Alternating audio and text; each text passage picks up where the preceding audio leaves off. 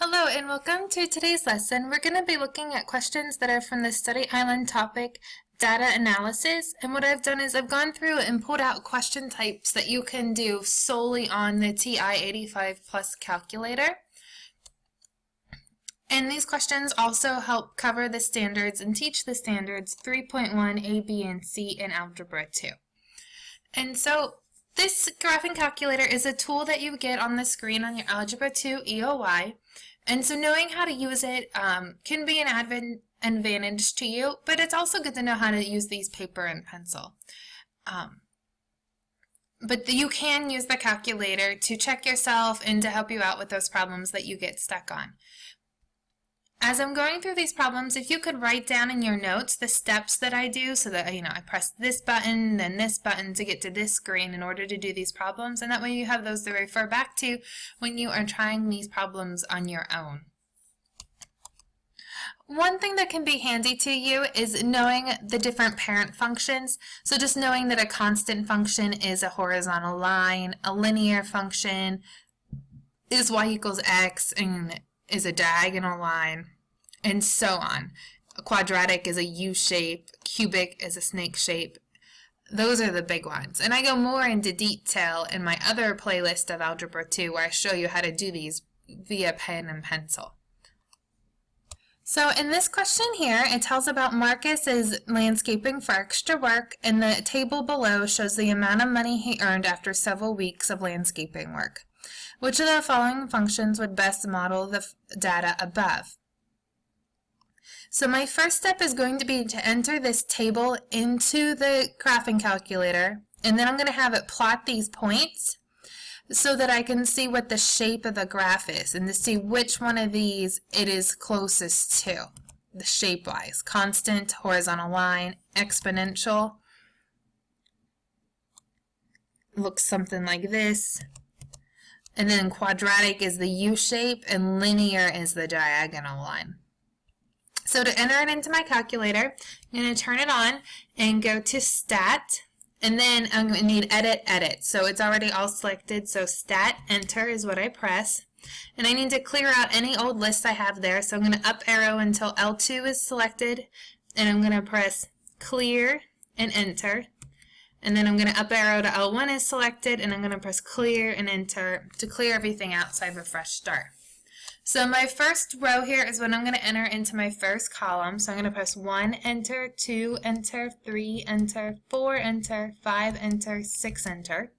And the first row is entered. Now I enter the second row into the second column. And so I'm going to do 100, enter, 600, enter, 900, enter, 1000, enter, 900, enter, and 600, enter. And so now I'm going to go ahead and graph this to see how things look. And so to do that, I'm going to do second stat plot.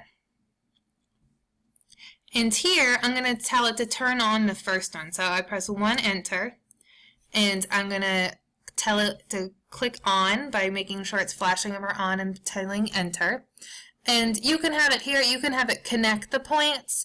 I think it's more advantageous to have it just be the data points, so just points. So I'm going to click this one, but you could also have it do a bar graph, and there's a box and whisker graph.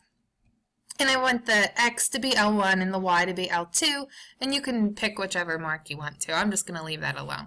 So I'm going to press, and so now that it's on, I'm going to go to my window, and my X's are from 1 to 6. So I'm going to have the X-axis start at 0 and go through 10, but then my Y numbers start at 100 and go through 1,000.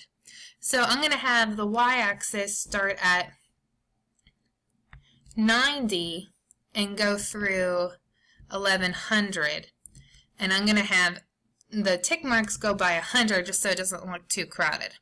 And so now I'm going to press graph, and there's my data points. And so now I can see that this looks like an upside down U if I connect them, and so that's the shape of the quadratic, so choice C is going to be my final answer. So this next question gives me a table and asks me which one of these would be the line of best fit.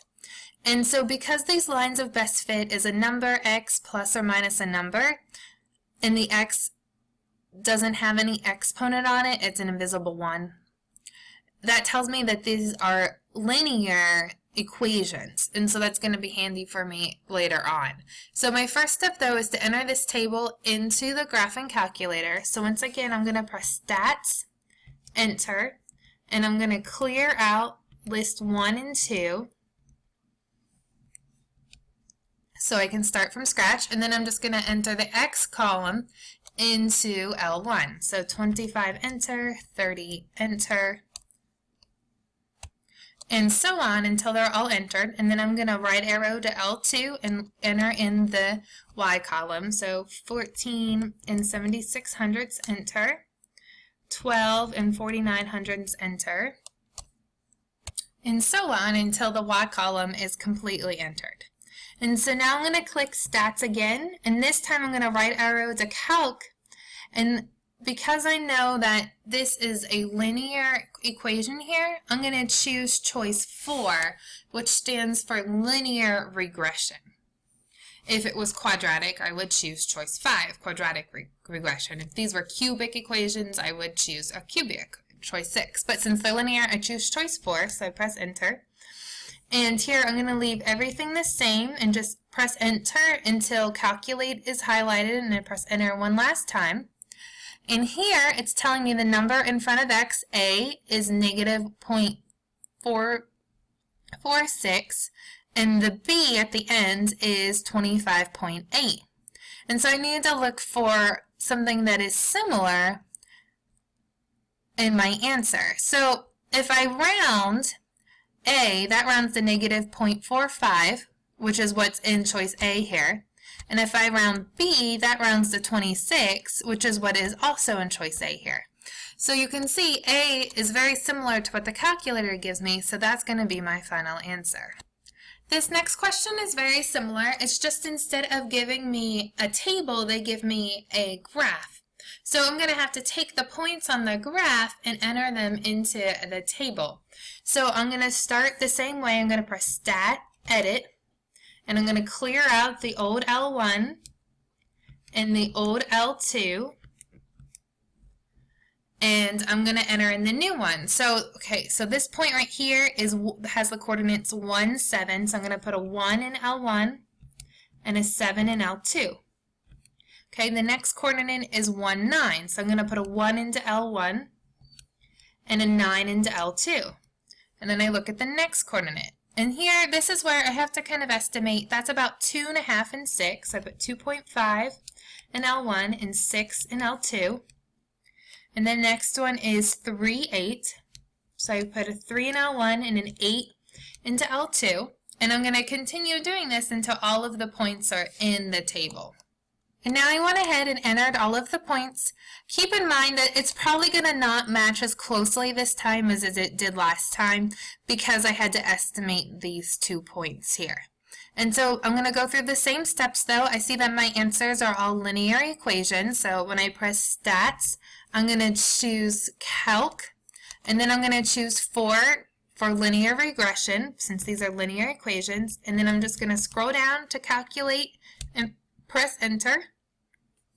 And here this time it's telling me the a number, the number in front of x, or that slope number, is negative 0.76, and the b number at the end is 8.6. And so I can see that all my numbers at the end are 10s, and so that's pretty close to 8.6. Like I said, we had to estimate. And then the slope number in front of x is negative 0.76. So the fraction here that's closest to 0.76 is negative 3/4, because that's negative 0.75. So it's pretty close. So that means C is going to be my final answer. This last question is going to be similar to the last one, only now when I look at my answers, I see that the highest exponent is a 2 on the variable. So I have up to an x squared. And it tells me here that it's a quadratic equation. So that means I'm going to be using the quadratic regression instead of linear regression in my last step. But I'm going to start it off the same. I'm going to press stat and edit and clear out L1 and L2, so I can have a fresh start at my list. And then I'm going to go through each point here and enter it. So this point here has the coordinates 1 and 800, so I'm going to press 1 for L1 and put 800 in L2. And then my second point here has the coordinates 2, 500, so I'm going to put a 2 in for L1 and a 500 for L2. And I'm going to continue doing this until all the points are entered. So once you have all those points entered, the screen is going to look like this. And your second step is to press Stats, scroll to Calc, and this time I'm doing choice 5, the quadratic regression, because my answers are quadratic equations. So I press 5, and I press Enter until I have Calculate highlighted, and your screen should look like this, and I press Enter. And now it's telling me the number in front of A is 34.09. The number in front of the X, the B number, is negative 334.254. And then the number at the end, the constant, C, is 1075. And so I just look for where that is the same on for my answers. And so first off, I had to have a positive 34 at the beginning, where I only see that here at A, so let's check the other ones. And then here the B matches exactly, and the C matches exactly. So that means A is going to be my final answer. Thank you for joining me today, and I hope you learned something new.